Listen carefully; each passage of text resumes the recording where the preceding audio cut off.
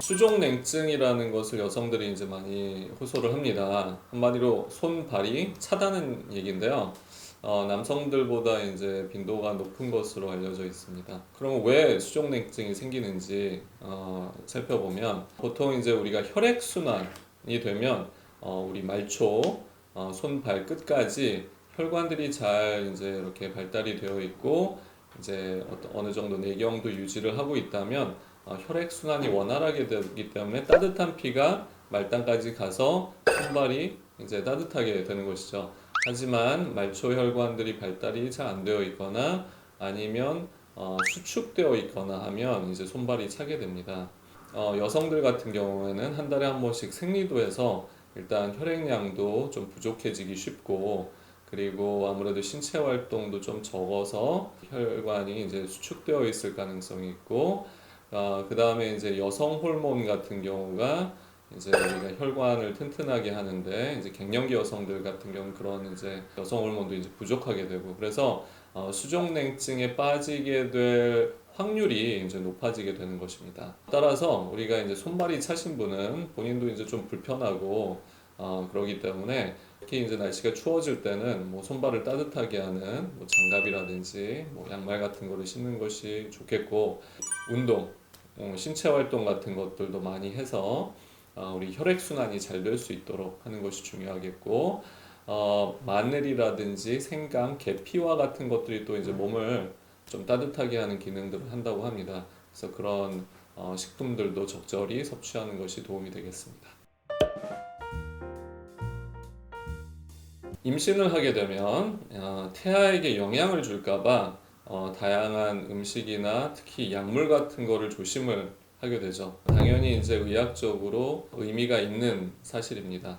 왜냐하면 태아와 산모는 우리가 태반과 탯줄로 연결이 되어 있어서 결국 산모의 혈액이 태아에게 전달이 되게 되기 때문입니다. 그래서 산모가 어떤 걸 섭취를 했을 때 그것이 태반과 탯줄을 통해서 혈액을 통해서 아기에게 이제 전달이 되는 것이죠.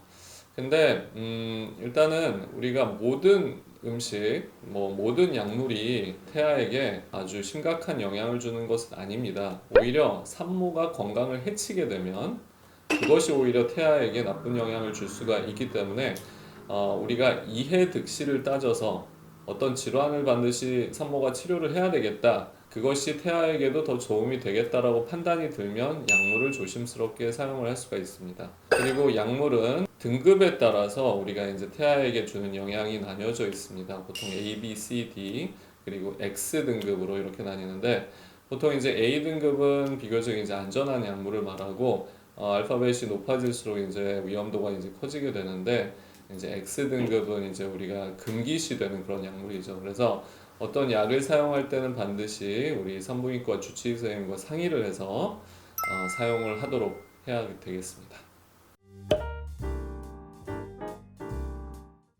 우리가 임신을 하게 되면 이제 한마디로 본인의 몸이 아닌 쉽게 얘기하면 이물질이 몸 안에서 자라는 것입니다.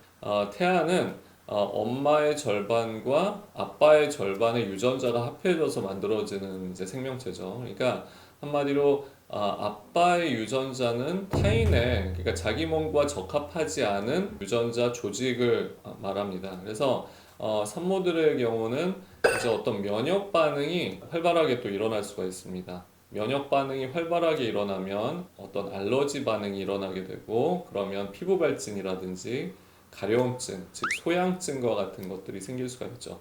어떤 분들은 막 이제 온몸에 이렇게 붉은 반점 같은 것들이 생기는 경우도 있고 아니면 이제 이렇게 접히는 부분이라든지 차갑고 가렵고 특히 이제 외음부라든지 질 쪽이 가려운 경우도 있습니다. 그래서 그것은 어떻게 보면은 임신의 하나의 자연스러운 면역 반응이라고도 볼 수 있습니다. 하지만 너무 심하게 되면 산모도 괴롭게 되고 산모가 이제 힘들고 스트레스를 받고 이제 아프면 그게 태아한테도 영향을 줄 수가 있기 때문에 적절한 치료가 필요한 경우도 있을 수 있습니다. 산모가 된다고 반드시 어떤 약을 쓰지 않아야 되는 건 아니기 때문에 그런 것이 너무 심하다고 판단이 들면 우리 산부인과 주치의 선생님께서 뭐 연고라든지 아니면 뭐 먹는 약이라든지 뭐 질정 이런 것들을 처방을 해주실 수가 있습니다. 따라서 반드시 참지 마시고 주치의 선생님과 상의해서 관리를 하도록 하는 것이 중요하겠습니다.